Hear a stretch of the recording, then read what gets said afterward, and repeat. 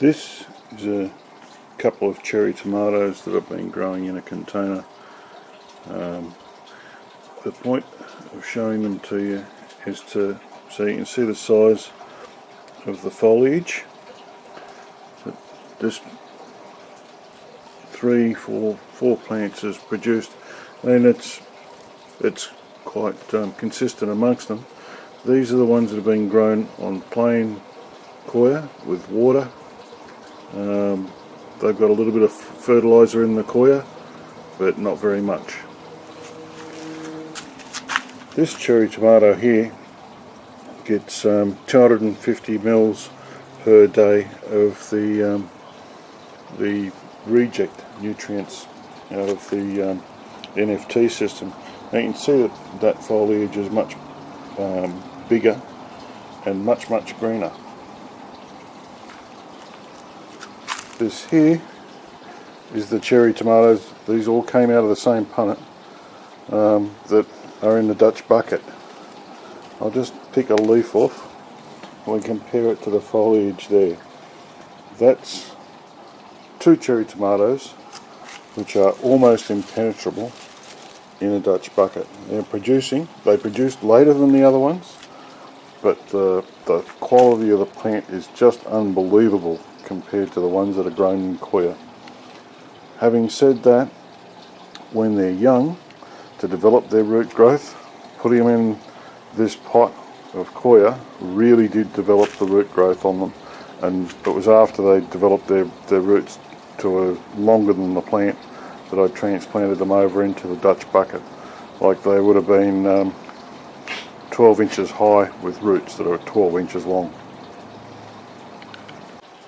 The tomato that's produced first, and so far the heaviest cropper, is an ox heart.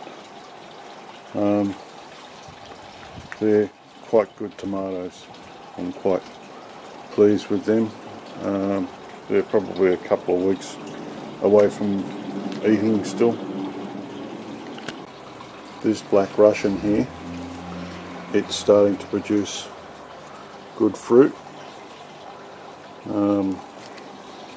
It would be 2 or 3 weeks away from producing, but that foliage is quite nice. I quite like it.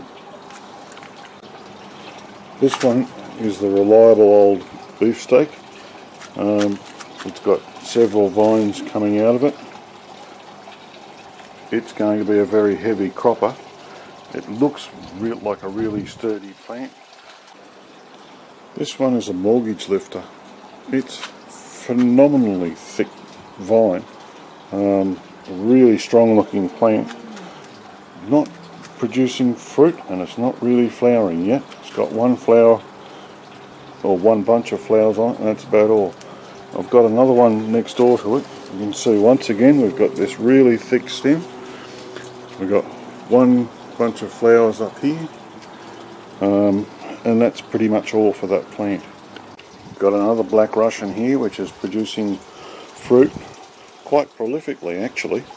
It's not as tall as the mortgage lifters, but it's got good looking foliage, and it looks like it's going to be a very good cropper. Here I have a black crim. It hasn't really fruited that much yet, but it's got quite a lot of flowers, so it's going to produce something. It's another one of these ones that have got this really strong stem on them. It looks like an impressive plant. It'll come along in its own good time. Next door to it we've got an Apollo, which is an early variety. You can see that I haven't been pruning these things much because I don't have much headroom here, so I'm quite happy to let these ones grow into several stems and just have a quantity of tomatoes rather than huge tomatoes. In the side of the Apollo pot I've put in one of its suckers just to see if it'll root. I just cut it off and shoved it straight to perlite, right next to where the nutrient is, but we'll see whether that strikes. It's been in there for a week and it's still looking pretty good, so I'd say it will strike. The capsicums or bell peppers which I've got in the NFT appear to be loving it. That's quite a good capsicum. I'm quite happy with that. I've put a new reservoir on the NFT system. It's a 60 litre wheelie bin that I found up at the recycling depot with broken wheels, so I just took the wheels off it. It now sits where the old black tote used to be. It holds a bit more. It seems to be more leak free. I've dispensed with the filter bucket up the top because I don't have the room for it. But, it seems to be working well.